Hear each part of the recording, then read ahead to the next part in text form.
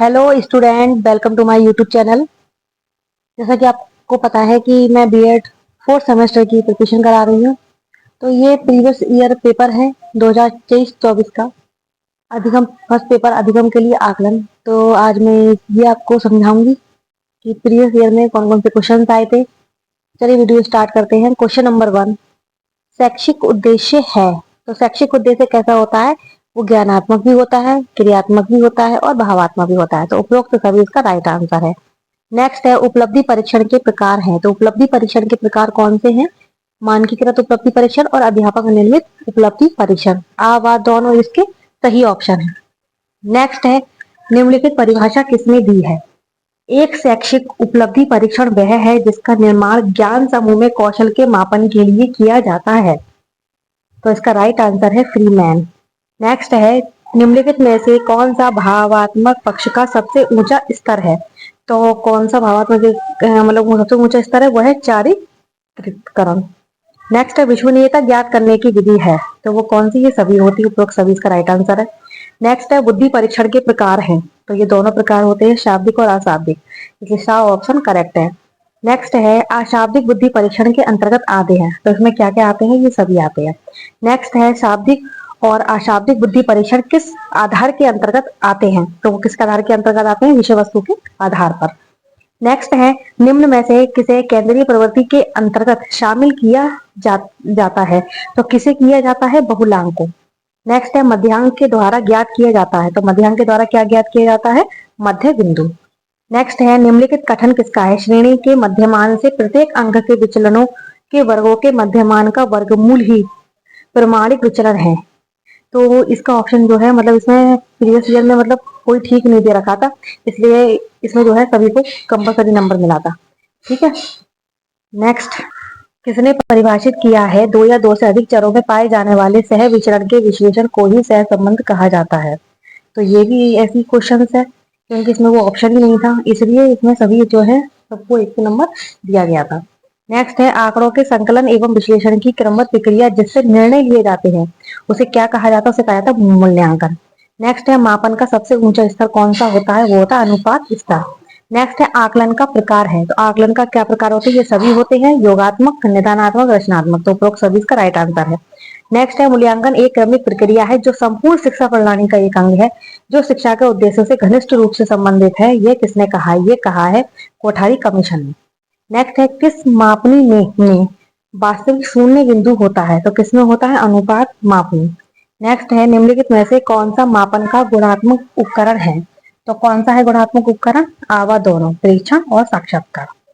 Next है मापन किन्हीं निश्चित स्वीकृत नियमों के अनुसार वस्तुओं को अंक प्रदान करने की प्रक्रिया है। यह कथन किसका है? यह है एफ स्टीफेंस। नेक्स्ट है रचनात्मक मूल्यांकन किया जाता है। तो रचनात्मक मूल्यांकन कब किया जाता है? शिक्षण अधिगम प्रक्रिया के दौरान। नेक्स्ट है आकलन की विशेषता है। तो आकलन की क्या विशेषता है? ये सभी इसकी विशेषता होती है। तो उपरोक्त सभी इसका राइट ऑप्शन है। शैक्षिक उद्देश्यों का वर्गीकरण किसने प्रस्तुत किया? तो किसने प्रस्तुत किया था? ब्लूम ने। नेक्स्ट है ब्लूप्रिंट एक ऐसा चार्ट है जिसमें शामिल होते हैं। तो इसमें क्या शामिल होते हैं? उपरोक्त सभी। नेक्स्ट है निम्नलिखित में एक अच्छे परीक्षण की विशेषता क्या नहीं है? तो क्या नहीं है? आत्मनिष्ठता। नेक्स्ट है ब्लूम ने क्रियात्मक उद्देश्यों को कितने वर्गों में बांटा है? तो कितने वर्गों में बांटा है? 6। नेक्स्ट है आर्मी बीटा परीक्षण है। तो आर्मी बीटा परीक्षण क्या होते हैं? सामूहिक अशाब्दिक बुद्धि परीक्षण। नेक्स्ट है उपलब्धि गुणांक ज्ञात करने का सूत्र है। तो उपलब्धि गुणांक ज्ञात करने का सूत्र क्या होता है? उपलब्धि गुणांक बराबर शैक्षिक गुणांक बटे बुद्धिलब्धि गुणांक। सॉरी सॉरी सॉरी, ये नहीं होता है, ये गलत है। इसका इनमें से मतलब कोई सा नहीं है उपलब्धि गुणांक का सूत्र, तो इनमें से कोई नहीं इसका राइट आंसर है। नेक्स्ट है परीक्षण पुनर्परीक्षण विधि का प्रयोग मापने के लिए किया जाता है। तो सही आंसर है विश्वसनीयता। निम्न में से कौन सा समूह अन्य तीनों के समूह से संबंधित नहीं है? तो इसका राइट ऑप्शन है न्यायादर्श वैधता। नेक्स्ट है आकलन के प्रकार है। तो आकलन के प्रकार ये सभी होते हैं, तो उपरोक्त सभी इसका राइट आंसर है। नेक्स्ट है आकलन से तात्पर्य है। तो आकलन से क्या मतलब होता है? विभिन्न विधि और उपकरण से। नेक्स्ट है कौन सी विशेषता आकलन की नहीं है? तो कौन सी विशेषता नहीं है? शाब्दिक स्तर की जांच। निम्नलिखित में से आकलन का प्रकार कौन सा नहीं है? तो इनमें से कौन सा आकलन का प्रकार नहीं है? सीखना स्तर। ठीक है, यह आकलन का प्रकार नहीं है। नेक्स्ट है यह परिभाषा किसने दी है? मूल्यांकन एक ऐसी प्रक्रिया है जिसे सही ढंग से किसी वस्तु का मापन किया जा सकता है। तो इसका राइट आंसर है आ, गुड्स ने। नेक्स्ट है आकलन, मापन व मूल्यांकन में संबंध है। तो इन तीनों में कैसा संबंध है?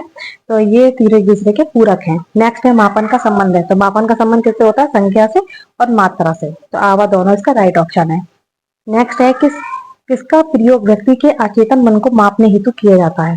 तो वो है प्रक्षेपीय तकनीक। नेक्स्ट है आकलन के उपकरण है। तो आकलन के उपकरण ये सभी होते हैं, तो उपरोक्त सभी इसका राइट ऑप्शन है। नेक्स्ट है निम्नलिखित में से आकलन का उपकरण कौन सा नहीं है? तो कौन सा नहीं है? सूचना। नेक्स्ट है संचय अभिलेख की आवश्यकता होती है। तो किसमें होती है? विद्यालय तथा कार्यालय में। नेक्स्ट है उत्तम उपकरण की कसौटियां हैं। तो ये दोनों ही कसौटियां होती हैं, व्यवहारिक और तकनीकी। तो आवा दोनों इसका राइट ऑप्शन है। नेक्स्ट है मितव्ययिता उत्तम उपकरण की किस कसौटी के अंतर्गत आता है? तो किसके अंतर्गत आता है? व्यवहारिक कसौटी। नेक्स्ट है उपकरण द्वारा अपने लक्ष्य की पूर्ति करना किसके अंतर्गत आता है? तो वो है व्यापकता। नेक्स्ट है वस्तुनिष्ठ परीक्षण के गुण है। इसका राइट ऑप्शन है उपरोक्त सभी। नेक्स्ट है ब्लूप्रिंट को और किस नाम से जाना जाता है? तो किस नाम से जाना जाता है? निर्देशक सूचक। नेक्स्ट है क्रियात्मक पक्ष का विकास किया गया। तो क्रियात्मक पक्ष का विकास जो किसके द्वारा किया गया? सिम्पसन द्वारा। नेक्स्ट है निम्नलिखित में से कौन सा कथन सही नहीं है? तो कौन सा कथन सही नहीं है? कि क्रमिक मापन स्तर का सबसे निचला स्तर है। नेक्स्ट है ब्लूप्रिंट एक ऐसा चार्ट है जिसमें शामिल किया जाता है। तो ये सभी चीज शामिल होती है, तो उपरोक्त सभी इसका राइट ऑप्शन है। नेक्स्ट है विश्वसनीयता से अभिप्राय है। तो क्या अभिप्राय होता है विश्वसनीयता से? एक समान प्राप्तांक आना। नेक्स्ट है परीक्षण वैधता की आंतरिक कसौटी है। तो आंतरिक कसौटी क्या होती है इसकी? संरचित वैधता। नेक्स्ट है ये परिभाषा किसकी है? उद्देश्य पूर्व निर्धारित साध्य होता है जो किसी कार्य क्रिया का मार्गदर्शन करता है। तो इसमें भी ये ऑप्शन नहीं था इसके सही राइटर का, तो ये भी जो है इसमें सबको नंबर कंपलसरी दिया गया था।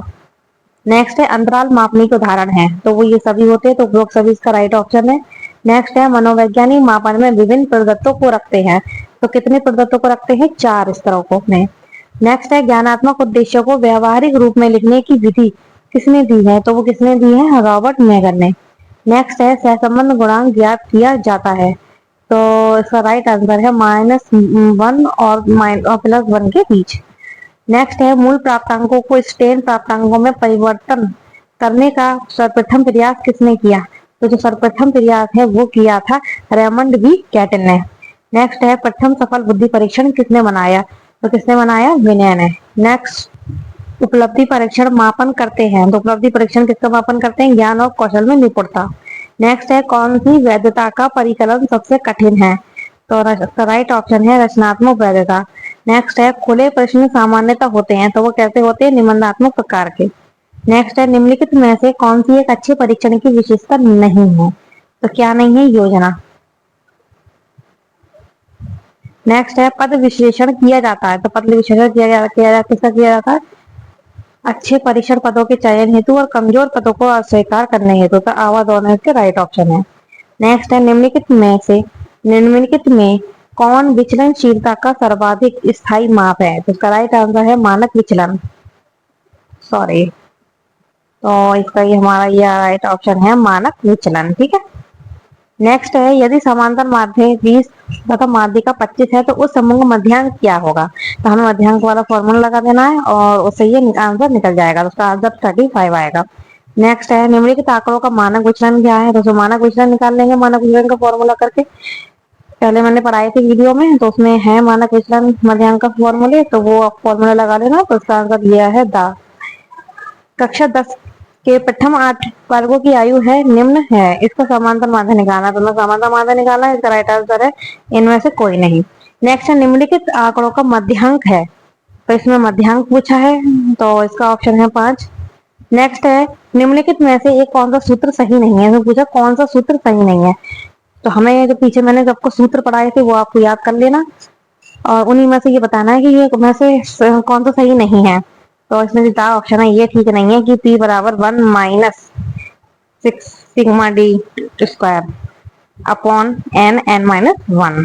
तो ये ठीक नहीं है, जैसे द ऑप्शन करेक्ट है। नेक्स्ट है स्टेनाइन प्राप्तांक का प्रसार होता है। तो किसके द्वारा होता है प्रसार? 1 से 9 तक। नेक्स्ट है, निम्नलिखित में से कौन सा माध्य माध्यिका और बहुलक के बीच सही संबंध है?